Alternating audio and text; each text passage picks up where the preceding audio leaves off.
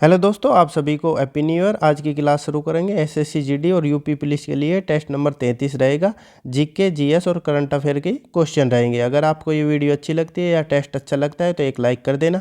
अगर आपको चैनल उपयोगी लगे तो चैनल को सब्सक्राइब कर लेना। डेली अपने पढ़ना है आपको, बस नई साल हो या पुरानी साल हो। तो 2024 में हम प्रवेश कर चुके हैं। अच्छे से पढ़कर एक नौकरी लेनी है हमें। तो बिना देरी से फर्स्ट क्वेश्चन से शुरू करेंगे। ये टेस्ट नंबर 33 रहेगा। अगर आपको बाकी टेस्ट देखने हैं पिछले तो आप जाकर प्ले लिस्ट में देख सकते हैं। तो फर्स्ट क्वेश्चन है हमारा, ब्रह्मपुत्र नदी को अरुणाचल प्रदेश में किस नाम से जाना जाता है? अरुणाचल प्रदेश राज्य में किस नाम से जाना जाता है ब्रह्मपुत्र नदी को? तो आंसर रहेगा दियांग नदी के नाम से जाना जाता है। अगला क्वेश्चन है, सारामती पर्वत किस राज्य में स्थित है? तो आंसर रहेगा नागालैंड राज्य में सारामती पर्वत स्थित है। अगला क्वेश्चन है, भारत में फसल बीमा योजना कब लागू हुई? तो कब लागू हुई थी? 1 अप्रैल 1985 को भारत में फसल बीमा योजना लागू हुई थी। अगला क्वेश्चन है, बुशमैन जनजाति का संबंध किस मरुस्थल से है? यानी किस मरुस्थल में निवास करती है बुशमैन जनजाति? तो आंसर रहेगा कलाहरी मरुस्थल में। अगला क्वेश्चन है, अर्जेंटीना का हृदय कौन से घास के मैदान को कहा जाता है? अर्जेंटीना का हृदय किस घास मैदान को कहा जाता है? तो आंसर रहेगा पंपास घास के मैदान। ये हमारे 5 question one liner static GK थे। आगे चलते हैं, अब ऑप्शन वाले क्वेश्चन रहेंगे। फर्स्ट क्वेश्चन है, गगनयान मिशन के संदर्भ में व्योम मित्र कौन है? यानी व्योम मित्र का संबंध किससे है? तो ऑप्शन दे रखे हैं, मिशन कमांडर, इसरो के आधिकारिक प्रवक्ता, एक महिला रोबोट अंतरिक्ष यात्री या एक प्रसिद्ध भारतीय अंतरिक्ष यात्री। तो व्योम मित्र का संबंध किससे होगा? तो ऑप्शन सी सही रहेगा, एक महिला रोबोट अंतरिक्ष है। ये अंतरिक्ष में भेजी जाएगी। पहली बार खाली यान का परीक्षण किया गया और दूसरी बार तो महिला रोबोट का, और तीसरी बार 2025 में यान भेजा जाएगा। उसमें 3 अंतरिक्ष यात्री होंगे। और कितने किलोमीटर पर भेजा जाएगा? तो ये पृथ्वी से 400 किलोमीटर दूरी पर अंतरिक्ष है, उसमें भेजे जाएंगे। ये अंतरिक्ष में भेजे जाएंगे। कितने यात्री? तो 3 अंतरिक्ष यात्री होंगे। और कितने दिन की यात्रा रहेगी? तो ये 7 दिन की यात्रा रहेगी। ये थे इस क्वेश्चन के बारे में। आशा करता हूँ आपको समझ आया होगा। आगे चलते हैं नेक्स्ट क्वेश्चन पर। नेक्स्ट क्वेश्चन है, अंतर्राष्ट्रीय बालिका दिवस कब मनाया जाता है? अंतर्राष्ट्रीय बालिका दिवस कब मनाया जाता है? ऑप्शन दे रखे हैं, 8 मार्च, 11 अक्टूबर, 25 जनवरी या 24 जनवरी। तो 24 जनवरी को कौन सा दिन मनाया जाता है? तो राष्ट्रीय बालिका दिवस मनाया जाता है। राष्ट्रीय बालिका दिवस मनाया जाता है 24 जनवरी को। पूछ क्या रखा है? तो अंतर्राष्ट्रीय। तो ऑप्शन बी सही रहेगा, 11 अक्टूबर को। 2023 की थीम क्या थी? तो लड़कियों के अधिकार में निवेश, हमारा नेतृत्व और हमारा कल्याण है। ये थीम थी 2023 की। तो लड़कियों के अधिकार में निवेश,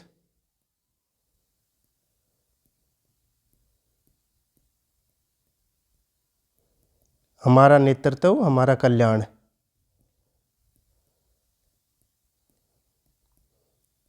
हमारा कल्याण, ये 2023 की थीम थी। 8 मार्च को क्या मनाया जाता है?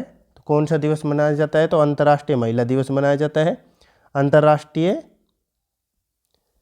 महिला दिवस 8 मार्च को मनाया जाता है। 25 जनवरी को तो राष्ट्रीय मतदाता दिवस मनाया जाता है भारत में। राष्ट्रीय मतदाता दिवस,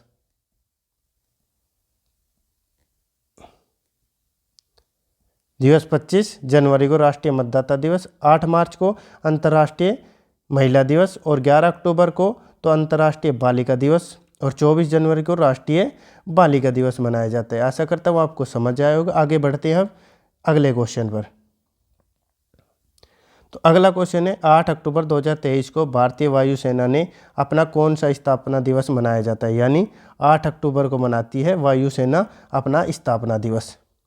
तो 2023 में कौन सा मनाया है? 90वां, 85वां, 91वां या 100वां? तो कौन सा मनाया है? तो ऑप्शन सी सही रहेगा, 91वां मनाया है। स्थापना कब हुई थी? वायुसेना का गठन कब किया गया था? अगर आपसे पूछे तो गठन कब किया गया? तो 8 अक्टूबर को तो किया जाएगा।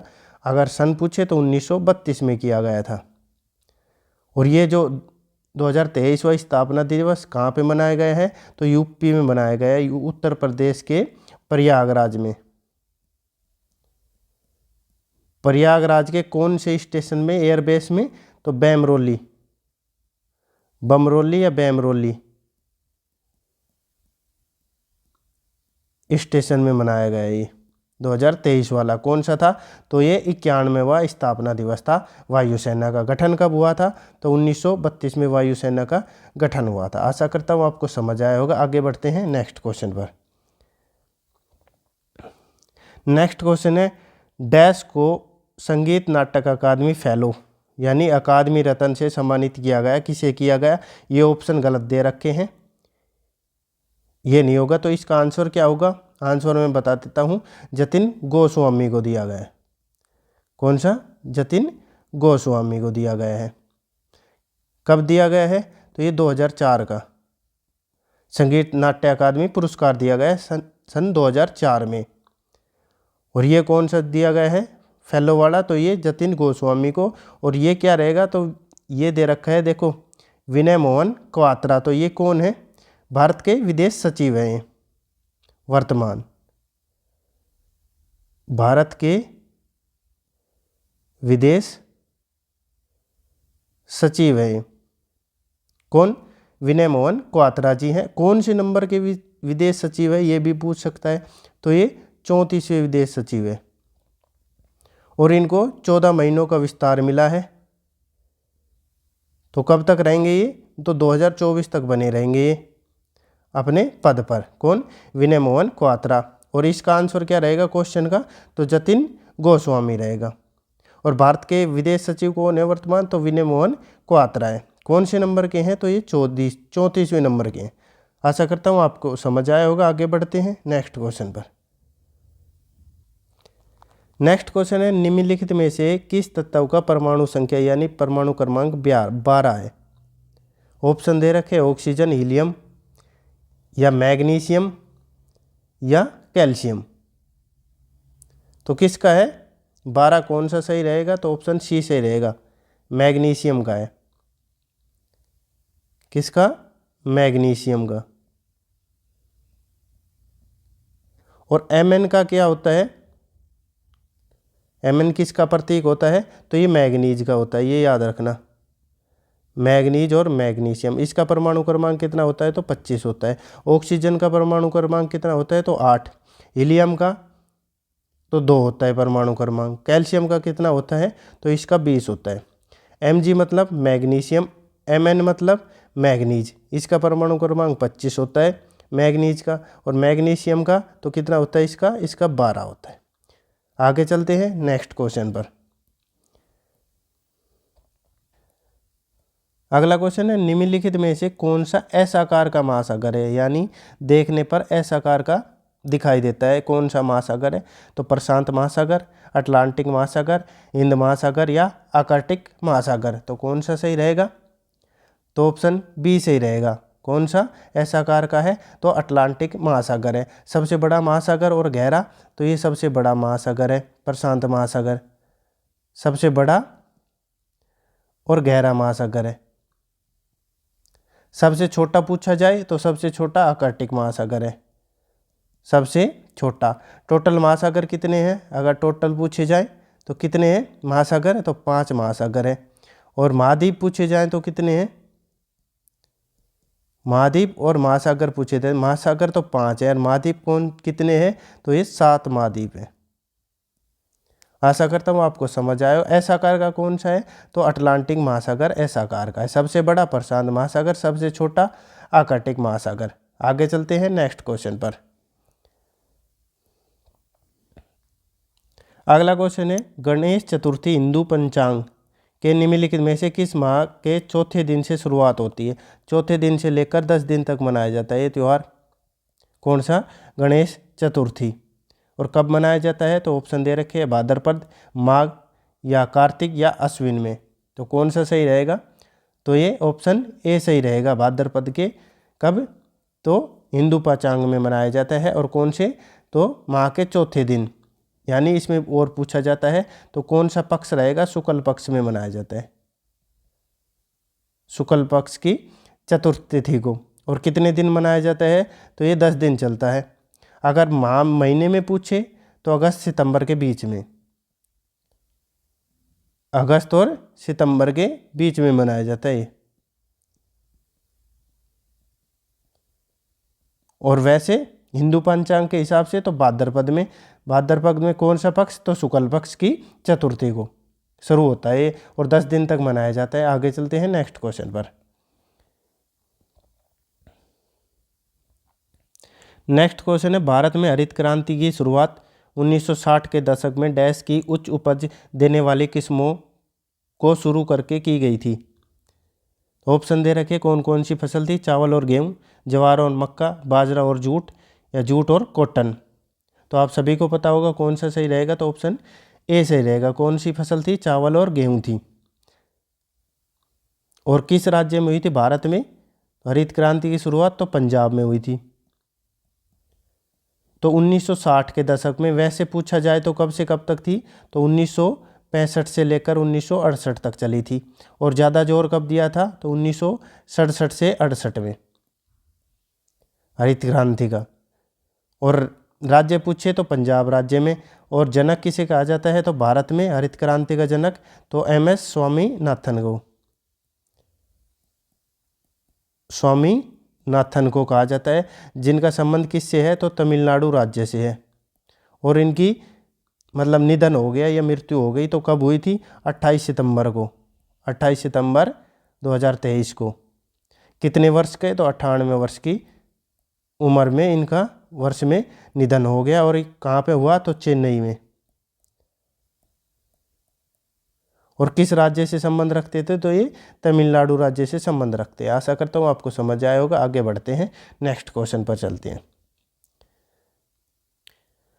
अगला क्वेश्चन दे रखा है, राष्ट्रीय आय लेखा एक निश्चित समय की अवधि में देश की डैश गतिविधि के स्तर को मापने के लिए एक बही खाता प्रणाली है। यानी कौन सी गतिविधि मापी जाती है, तो ऑप्शन दे रखे, चिकित्सीय, लोकतांत्रिक, या आर्थिक, या रासायनिक। तो आप सभी का पता होगा राष्ट्रीय आय का लेखा, तो ऑप्शन सी से रहेगा। इसमें कौन सी गतिविधियाँ नापी जाती है, तो आर्थिक गतिविधियाँ। राष्ट्रीय आय का आकलन किन के द्वारा किया जाता है, राष्ट्रीय आय का आकलन कौन करता है, राष्ट्रीय आय का आकलन कौन करता है, तो राष्ट्रीय सांख्यिकी संगठन करता है। कौन, राष्ट्रीय सांख्यिकी संगठन, सांख्यिकी आयोग कह सकते हैं या संगठन, आयोग के द्वारा आकलन किया जाता है राष्ट्रीय आय का। इसका आंसर क्या रहेगा, तो ऑप्शन सी सही रहेगा।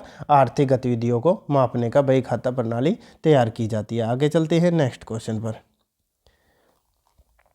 नेक्स्ट क्वेश्चन दे रखा है, डेकाथलॉन में कितनी इवेंट्स होते हैं, स्पर्धाएं होती है डेकाथलॉन खेल में, तो कितनी होती है, तो ऑप्शन दे रखे 12 इवेंट्स होते हैं, 10, 8 या 9 होते हैं। तो कितने होते हैं, तो ऑप्शन बी से रहेगा, 10 होते हैं। प्रथम दिन होते हैं 5 और दूसरे दिन 5 होते हैं। प्रथम दिन 5 होते हैं और दूसरे दिन 5 होते हैं। तो टोटल कितने होते हैं डेकाथलॉन में, तो 10 दिन होते हैं। डेक का मतलब 10, ऐसे याद रखना, डेक का मतलब 10। तो कौन कौन से होते हैं, तो long jump, short put, high jump और 400 मीटर, ये पहले दिन होते हैं। कौन कौन से, तो लॉन्ग जंप, उसके बाद शॉर्ट पुट, फिर हाई जंप,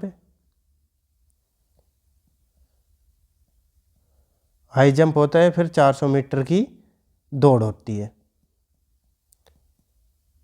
दूसरे दिन कौन कौन सा होता है, तो 110 मीटर की बाधा दौड़,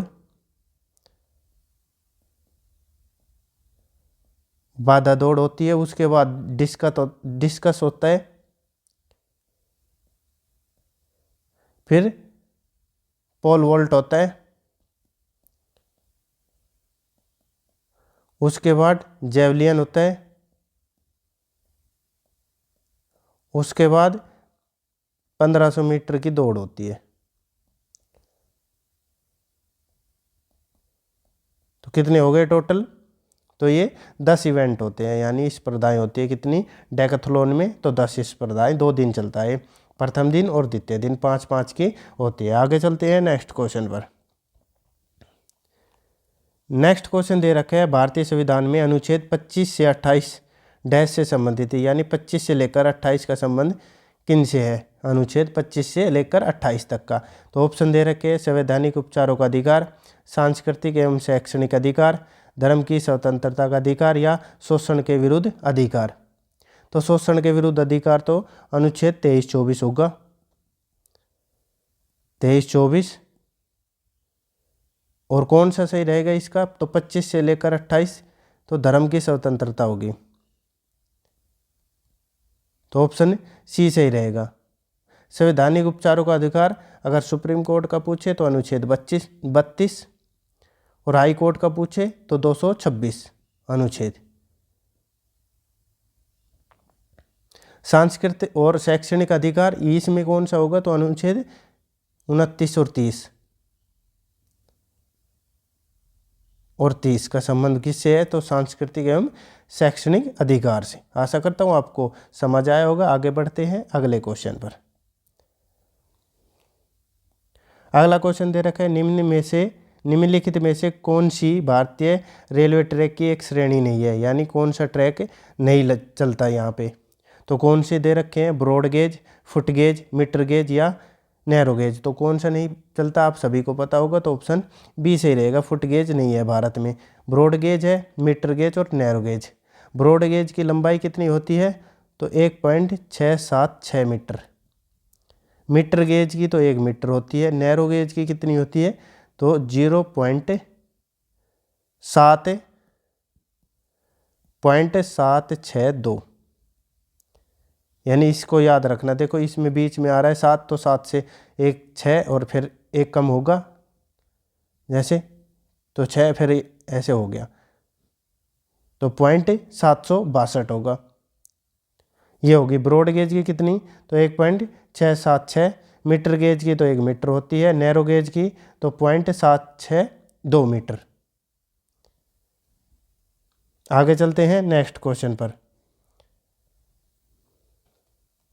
नेक्स्ट क्वेश्चन है निम्नलिखित में से कौन सा त्यौहार उत्तर प्रदेश यानी यूपी का नहीं मनाया जाता है या नहीं है। तो ऑप्शन दे रखे हैं ताज महोत्सव, नुआखाई, गंगा महोत्सव या बुद्ध महोत्सव। तो आप सभी को पता होगा ऑप्शन बी सही रहेगा। नुआखाई कहाँ का है? तो ये उड़ीसा, पश्चिमी उड़ीसा का है, पश्चिमी उड़ीसा का है नुआखाई। बाकी सभी ताज महोत्सव, गंगा महोत्सव और बुद्ध महोत्सव ये सभी उत्तर प्रदेश के हैं। और उड़ीसा के कौन कौन से होंगे? तो नवकलेवर, ये पूछा जाता है परीक्षा में, नवकलेवर उत्सव। और कौन से होंगे? कलिंग महोत्सव। कलिंग किस राज्य का पुराना नाम था? तो उड़ीसा का ही था। और छऊ महोत्सव।